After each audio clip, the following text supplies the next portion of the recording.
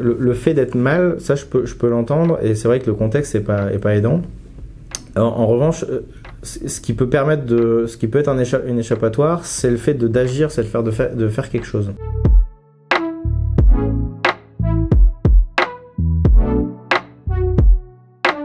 Est-ce que tu es éco-anxieux ?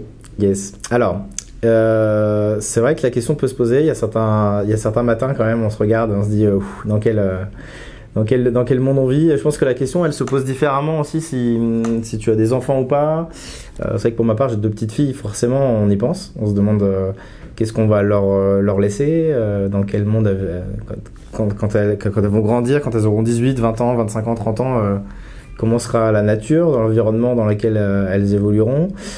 C'est pas simple, on y pense. Alors je pense que c'est pas qu'on se voile la face, mais c'est qu'on essaie de construire des solutions aujourd'hui, de leur apprendre des choses et de leur inculquer des valeurs, en tout cas que moi je juge importantes, de coopération, de protection de la nature, d'aller vers les autres, de solidarité. Et je pense que ça permet aussi de forger une identité collective avec d'autres. Voilà, après moi j'ai un tempérament assez positif, donc ça m'aide à passer, mais c'est vrai que c'est pas forcément facile, et je peux comprendre qu'aujourd'hui on ait des personnes qui soient mal dans leur peau, c'est une vraie maladie d'ailleurs aujourd'hui qui est reconnue, l'éco-anxiété. Alors je sais plus le terme technique, mais c'est nostalgie, non ? C'est possible, et on a des personnes qui se font suivre par des psychiatres ou en psychothérapie, justement pour essayer de les aider à surmonter ça, de comprendre pourquoi ils sont dans cet état-là, et d'essayer, en tout cas à court terme, de trouver des solutions, d'agir. Je pense que ça dépend des états d'esprit, mais le fait d'être mal, ça je peux l'entendre, et c'est vrai que le contexte est pas aidant. En revanche, ce qui peut être une échappatoire, c'est le fait d'agir, c'est de faire quelque chose. Et c'est vrai que quand on participe, par exemple, en étant sociétaire d'Enercop, en étant client de la Nef, en participant à une asso, même à une asso qui n'a pas une vocation de développement durable ou de transition écologique, etc., mais en faisant quelque chose, en allant vers les autres, en faisant du collectif et du commun, ça aide un peu à surmonter son éco-anxiété, je pense.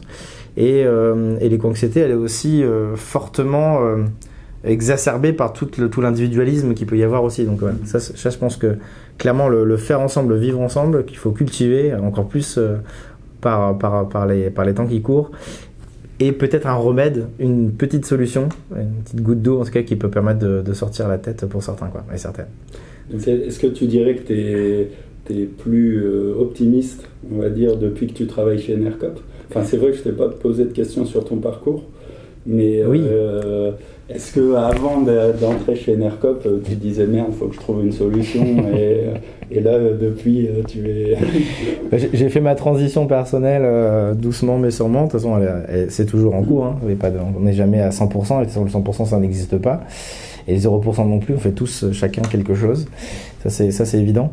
Alors j'ai pas forcément peut-être pas le temps de t'expliquer tout le parcours, mais surtout que c'est un peu alambiqué, mais globalement la transition s'est faite doucement. Ça a commencé par l'alimentation pour ma part. J'aime bien manger comme pas mal de monde, et bien manger forcément. Donc après on se pose des questions d'où ça vient, on veut cuisiner, on veut faire. Et je pense que c'est plutôt la recherche de ce qui m'a guidé moi vers Enercop, doucement mais sûrement, c'est la recherche de traçabilité, d'où ça vient, de comment c'est fait, et comment finalement à travers l'organisation dans laquelle on travaille ou le projet qu'on soutient, qu'on défend, ça peut être des valeurs militantes aussi, associatives ou autres, c'est finalement c'est quoi mon impact à moi, qu'est-ce que je fais, où va mon argent, à quoi ça sert, qu'est-ce que ça finance, et comment je peux être un maillon de quelque chose, d'une alternative positive. C'est ça aussi qui est un peu important. Souvent j'entends on est contre quelque chose, on s'oppose à, etc. Voilà, c'est très très négatif, c'est très dur, et je trouve que ça contribue aussi à renforcer malheureusement l'éco-anxiété. Je pense que si on arrive à se mettre dans une posture de je défends quelque chose d'alternatif, je défends un autre monde, une autre solution, alors sans être non plus dans l'utopie complète, parce que là pour le coup ce serait encore pire, la descente derrière elle est un peu compliquée. Ça permet finalement de pouvoir dépasser un peu ses peurs, et au moins d'avoir un peu la main dessus, parce qu'on agit concrètement pour quelque chose dont on croit, quoi. On croit qu'on peut changer quelque chose, on a peut-être un peu la main dessus quelque part. Voilà. C'est le modèle, en tout cas le modèle Enercop et le modèle de coopération autour du projet, c'est ce ce que je trouve le plus intéressant en tout cas, donc dans cette animation de vie coopérative, c'est comment on va faire participer concrètement aux décisions, mais pas que, co-construire avec, demander l'avis, échanger, pour faire avec, justement. Et là, ça contribue à faire en sorte que les décisions, elles soient pleinement co-construites et surtout entendues et défendues derrière par nos sociétaires. Voilà. Rien n'est parfait, forcément, mais disons que quand on fait ensemble, en règle générale, ça se passe un peu mieux que quand on fait tout seul dans son coin. Voilà. Mais c'est vrai que c'est un sentiment qu'on partage, je pense, et que quand tu agis vraiment et que tu essayes de faire un truc propre, on va dire, tu te sens peut-être un peu plus en accord avec toi-même et plus en action par rapport à tes peurs. T'as un sentiment de fierté le matin quand tu te réveilles et que tu te regardes dans le miroir, tu te coiffes, tu mets ton petit gel et puis là t'es bien quoi. Là t'es bien, tu te dis aujourd'hui je vais changer le monde. Je me réveille le matin, je change le monde. Et slogan qui tue quoi.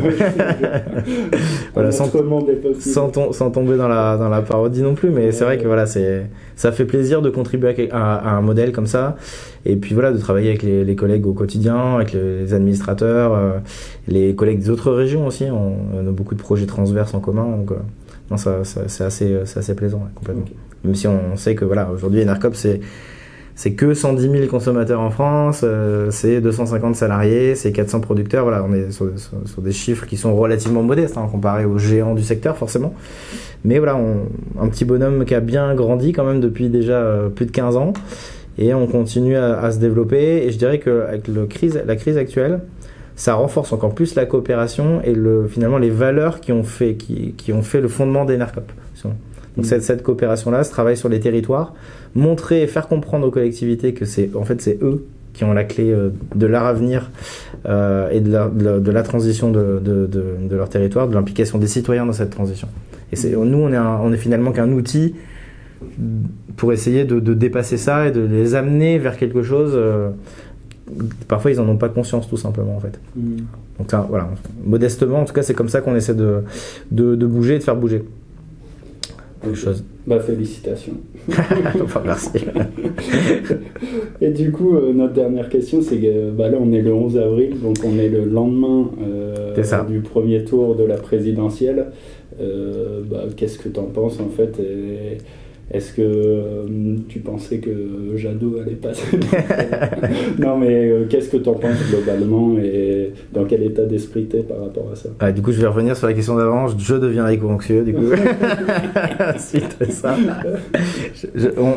Même si tout le monde, dans la famille, dans les proches, on avait dit on le savait, on connaissait déjà le résultat, etc., etc. Les sondages avaient déjà donné plus ou moins Macron-Le Pen en tête, etc. Moi, j'espérais, c'était déjà il y a quelques mois, mais qu'il y ait une vraie union de la gauche, en tout cas quelque chose, et qu'on ait un candidat, un programme qui porte les couleurs un peu justement du climat, etc. Mais quoi qu'il en soit, là, le résultat fait que, très honnêtement, le grand perdant, c'est le climat, puisque je suis pas certain qu'il y ait le mot climat qui soit une fois prononcé dans le programme de M. Macron ou dans le programme de Mme Le Pen. Donc voilà, moi je me désole de ça, même si effectivement des programmes qui étaient assez ambitieux comme celui de Jean-Luc Mélenchon ou Yannick Jadot, voilà, ils sont clairement derrière, donc surtout pour Yannick Jadot. C'est vrai qu'en termes d'affinité, en termes de valeur, on se rejoignait pas forcément pas mal dans ces programmes-là, même si tout n'était pas parfait. Mais oui, forcément, je suis un peu triste. Après, je me dis que voilà, à Lille, c'est le programme de Mélenchon qui est arrivé premier, donc ça montre aussi qu'il y a des gens qui bougent. Ça montre aussi que je pense qu'il y a une France un peu à deux vitesses, ou voire trois vitesses, entre les personnes qui ont plus de 50, plus de 60 ans et qui sont encore un peu dans leurs habitudes, etc. Ça veut pas dire que tous ont voté pour Marine Le Pen ou M. Zemmour, voilà, évidemment, on n'est pas dans les caricatures. Mais je crois qu'il y a un mouvement de fond de jeunes qui a été entamé aussi avec les bons résultats aux européennes de la gauche et notamment des Verts. Au municipal aussi, plusieurs villes assez importantes, Lyon, Grenoble et compagnie, qui sont passées écologistes et ça fait du bien aussi, parce que du coup ça a des conséquences et des traductions opérationnelles sur le terrain, sur la mobilité douce notamment, sur l'investissement dans les énergies renouvelables, dans le fait de favoriser les acteurs de l'économie sociale et solidaire locaux, etc., favoriser la solidarité intergénérationnelle par exemple, quoi. On a tout un tas de choses. C'est vrai que ça, c'est des programmes qui sont assez porteurs de sens pour le coup et qui font du bien. Voilà, c'est vrai que je suis pas certain que là, effectivement, au regard de ce qui est sorti de cette loterie-là, on soit dans des programmes qui permettent de changer véritablement les choses et de changer, on va dire, profondément, en tout cas d'impulser un nouveau mouvement. J'ai malheureusement, ça c'est ma crainte. Je pense que malheureusement elle est fondée. Mais bon, on essaiera. Il y a les législatives après. Voilà, il y a aussi d'autres élections qui sont importantes et c'est important aussi d'avoir un contrepoids derrière l'Assemblée nationale pour porter justement des messages qui sont eux plus porteurs de sens. Voilà. Bah, c'est des doutes qu'on partage, mais on verra bien en juin. Triste, toujours déterminé en tout cas, mais un peu triste effectivement du résultat, ouais, forcément. Je pense qu'à mon avis, il y en a eu pas mal de millions de personnes, et j'espère qu'ils pensent comme moi. À mon avis, il y a plus de 7 millions de personnes qui ont voté pour le programme de Mélenchon par exemple, donc si on agrège à peu près, je pense qu'il y a une bonne dizaine de millions de personnes qui ont envie d'autres choses, ce qui fait déjà une bonne base de départ. C'est vrai. Ça c'est sûr. Bon, bah merci beaucoup, Ivan. Bah, merci Mathias. Et merci Rudy. Bonne continuation. Ouais. À bientôt. À bientôt.